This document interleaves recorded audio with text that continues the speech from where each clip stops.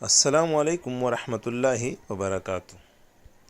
ناظرین، عالم اسلام کی مشہور اور معروف شخصیت مفتی تقی عثمانی سے کون واقف نہیں۔ اسی سال مفتی صاحب کو نشان امتیاز بھی ملا ہے اور ان کا شمار دنیا کے بااثر ترین مسلمانوں میں پہلے نمبر پر ہے۔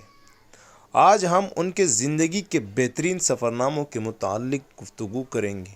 مفتی صاحب نے تقریباً پوری دنیا گھومی ہے اور آپ نے سفرنامے لکھنے کے لیے ایسی جگہوں کا انتخاب کیا ہے کہ جن کا سفرنامہ یا تو تاریخ کی عظیم شخصیات کا تذکرہ کا ایک بہانہ بن جائے یا اس کے ذریعے قارئین کی معلومات میں اضافہ ہو سکے۔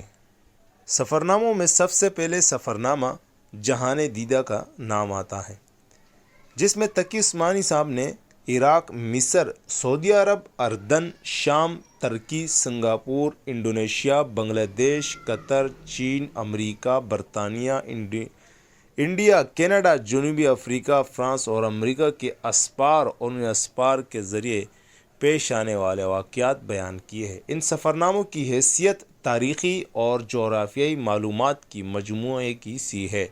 ہر سفرنامے کے شروع میں اس سفر کا ہجری و عیسوی اور مہینے کا نام ذکر کیا گیا ہے۔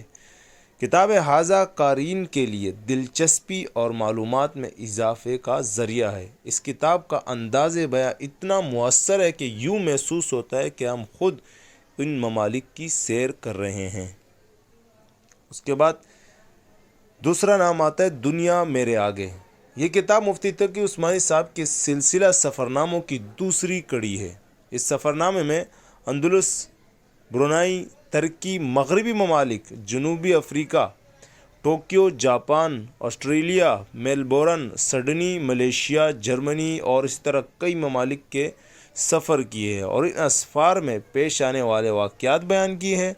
ہر ملک و شہر کے اہم تفریحی مقامات اور جامعات کی تصاویر بھی اس کتاب میں موجود ہے۔ مفتی صاحب نے ہر سفر کے آغاز میں علاقے کا نام اور وہاں جانے کا سن ہجری و عیسوی ماہ مہینہ ذکر کیا ہے اور اکثر اوقات ان ممالک کی طرف سفر کرنے کی وجہ بھی بیان کی ہے۔ یہ کتاب 1433 ہجری میں شائع ہوئی اور اس کے 377 صفحات ہیں۔ اس کے بعد تیسرا نام ہے سفر در سفر۔ یہ کتاب مفتی تقی عثمانی کے سفرناموں کا تیسرا مجموعہ ہے۔ اس کتاب میں شام، ایران، قرغیزستان، تاجکستان، البانیہ، روس، Japan, New Zealand, Fiji Ireland اور ہندوستان کے سفرنامے شامل ہیں۔ اہم جامعات، مساجد اور تفریحی مقامات کی تصاویر اور 375 صفحات کی یہ کتاب مجلد ہونے کے ساتھ ساتھ خوبصورت بھی ہے اور ہر ملک سے متعلق اہم شخصیات کا تعارف ان سفرناموں کی ایک نمایاں پہلو ہے۔ 1432 میں ہجری میں یہ چھپی اور مکتب القرآن کراچی سے شائع ہوئی۔ بعض سفرنامے الگ الگ کتابچوں کی صورت میں بھی شائع ہوئی ہے، ان کا تذکرہ بھی افادہ سے خالی نہیں ہوگا۔ یہ تھے مفتی تقی عثمانی صاحب کی 3 بہترین سفرنامے۔ امید کرتا ہوں آپ کو یہ ویڈیو اور یہ کتابیں اچھی لگی ہوگی۔